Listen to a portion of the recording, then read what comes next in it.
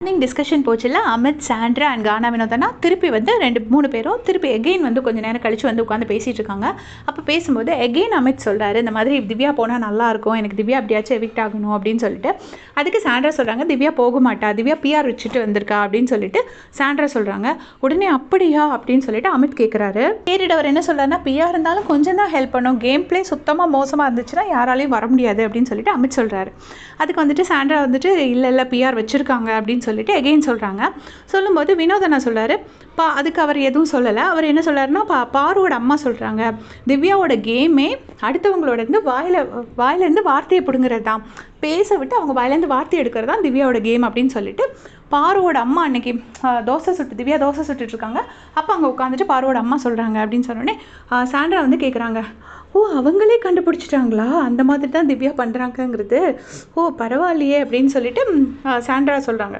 அதுக்கு வினோத் சொல்கிறாரு, ஆமாம் அது சொன்னோடனே திவ்யாவோட ஃபேஸ் அப்படியே மாறிடுச்சு, திவ்யாவோட அப்பா வந்து பார்வை என்னெல்லாம் சொன்னாங்க, பார்வோட அம்மா ஒன்றுமே சொல்லலை, அதுக்கே திவ்யாவோட ஃபேஸ் அப்படி மாறிடுச்சு அப்படின்னு சொல்லிட்டு வினோத் சொல்கிறாரு.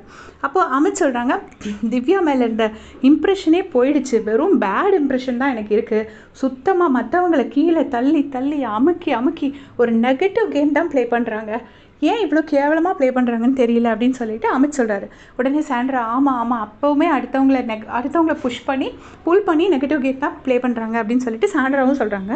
அதுக்கு வந்துட்டு சாண்ட்ரா இன்னொன்று என்ன சொல்கிறாங்கன்னா, அந்த ஸ்கூல் டாஸ்க் அப்போ நாட்டி கிட்ஸாக தான் இருக்கணும் அப்படின்னு சொன்னதுக்கு அவள் என்கிட்ட கேட்குறா, உங்களுக்கு ஃபஸ்ட்டே தெரியுமா கிட்ஸ் எல்லாம் நாட்டியாக இருந்தால் தான் நல்லாயிருக்கும்னு விஜய் சொல்கிறாரு, அது உங்களுக்கு ஃபஸ்ட்டே தெரியுமா அப்படின்னா, நீங்கள் ஏன் எனக்கு ஃபஸ்ட்டே சொல்லி கொடுக்கல அப்படின்னு சொல்லிட்டு என்கிட்ட கேட்குறா அப்படின்னு சொல்கிறாங்க.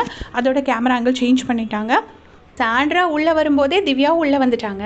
திவ்யா பிஆர் வச்சுட்டு வந்தாங்கன்னு சாண்ட்ராக்கு எப்படி தெரியுங்கிறது எனக்கு தெரியாது. அதுக்கப்புறம் என்னென்னா, சாண்ட்ராக்கு சப்போர்ட் பண்ணுற ஐடி எல்லாமே ஒரு காமன் லிங்க் இருக்குது, அந்த எல்லா பேருக்கும் ஒரு காமன் லிங்க் இருக்குது, என்கிட்ட ப்ரூஃபும் இருக்குது, நான் எல்லா ஐடியும் ஸ்க்ரீன்ஷாட் எடுத்து வச்சுருக்கேன் அவங்க போடுறது எல்லாமே. அதை வந்து நான் எதுவுமே சொல்ல, அவங்க ஒரு வாட்டி அழுதுருப்பாங்க, என்கிட்ட காசு இல்லாதான் நான் பிஆர் வைக்கலன்னு. அப்போ கூட சரி அவங்களுக்கு வந்து ஃபினான்ஷியலி பிரச்சனை இருக்குது, நம்ம அதை காட்டி கொடுக்க வேண்டாம் அப்படிங்கிறதுனால தான் நான் வந்து அதை எக்ஸ்போஸ் பண்ணலை. இப்போ வந்து அவங்க உள்ளே வரதுக்கு முன்னாடி அவங்களும் திவ்யாவும் ஒன்றா வந்திருக்காங்க, இவங்க வந்து திவ்யாவை பற்றி இப்படி ஒரு கமெண்ட்ஸ் பாஸ் பண்ணுறாங்க, இது என்ன பேசிஸில் சொல்கிறாங்க அப்படிங்கிறது எனக்கு தெரியல. சப்போஸ் அவங்க வெளியே இருந்து பார்த்து எதாவது சொன்னால் கரெக்டு, அவங்க உள்ளே இருந்துக்கிட்டு எப்படி சொல்கிறாங்க அப்படிங்கிறது தெரியல. இதில் அடுத்தவங்களை பற்றி நெகட்டிவாக பேச மாட்டோன்னு பேசுகிறாங்க. அதை பற்றி உங்களுடைய கமெண்ட்ஸ் சொல்லுங்கள். தேங்க்ஸ் ஃபார் வாட்சிங்.